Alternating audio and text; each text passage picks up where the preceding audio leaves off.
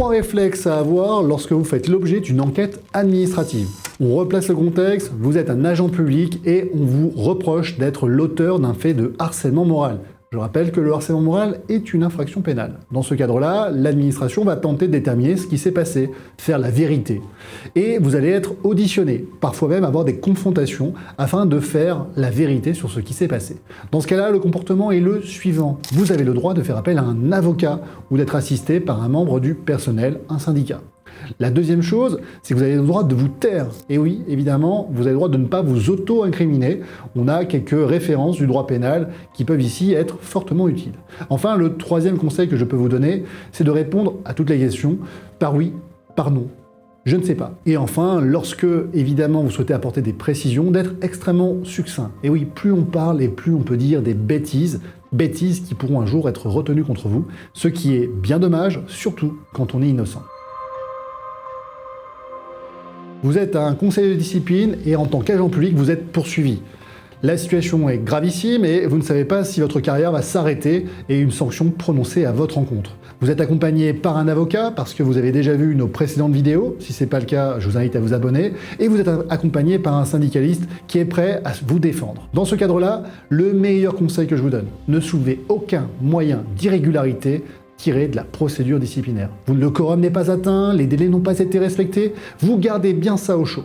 Pourquoi? Parce que si vous dites à l'administration « Regardez, vous ne m'avez pas notifié mes droits, regardez, vous n'avez pas respecté ce délai, regardez, nous ne sommes pas assez nombreux aujourd'hui pour organiser ce conseil de discipline », eh bien vous allez inviter l'administration à dire « Oui, vous avez raison, merci, on va régulariser et on se retrouve dans un mois ». Ce qui est bien entendu dommage parce que vous auriez eu de super arguments à faire valoir devant un tribunal si vous aviez été sanctionné. Ces arguments, si jamais ils avaient emmené une annulation de la décision, vous auraient permis peut-être 2 ans, 3 ans plus tard, eh bien, d'échapper à toute sanction parce que l'administration, recevant un jugement dans lequel sa décision de sanction est annulée, ne fera pas toujours la différence entre une annulation de pure forme et une annulation sur le fond, vous faisant ainsi bénéficier de la disparition rétroactive de toute sanction dans votre dossier administratif. Lorsque vous faites l'objet d'une enquête administrative, il y a un seul réflexe à avoir. Faites appel à un avocat, surtout quand vous êtes innocent.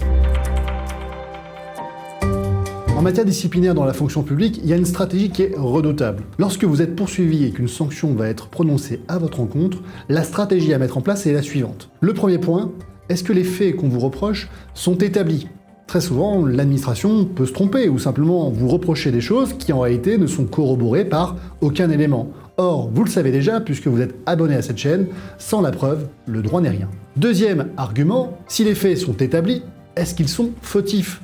Faire une blague potache, par exemple, n'est pas forcément un acte de harcèlement moral. Et il faudra démontrer ici que, effectivement, les propos, les agissements ne sont pas constitutifs d'une infraction pénale. Troisième axe de défense, si les faits sont établis et qu'ils sont fautifs, est-ce que la sanction prononcée à votre encontre est proportionnée? Évidemment, si vous êtes l'auteur d'un crime odieux et sordide, et la radiation est une sanction qui est appropriée. En revanche, si vous avez commis des faits qui sont beaucoup moins blâmables, la radiation ou le licenciement pour faute sont clairement disproportionnés et devront être annulés. Vous le voyez, en matière disciplinaire, une défense structurée peut vraiment faire des miracles. Défendre vos droits et faire des miracles, c'est aussi ça, notre métier d'avocat. Vous souhaitez en savoir plus sur vos droits? Contactez-nous sans plus attendre et ensemble, agissons.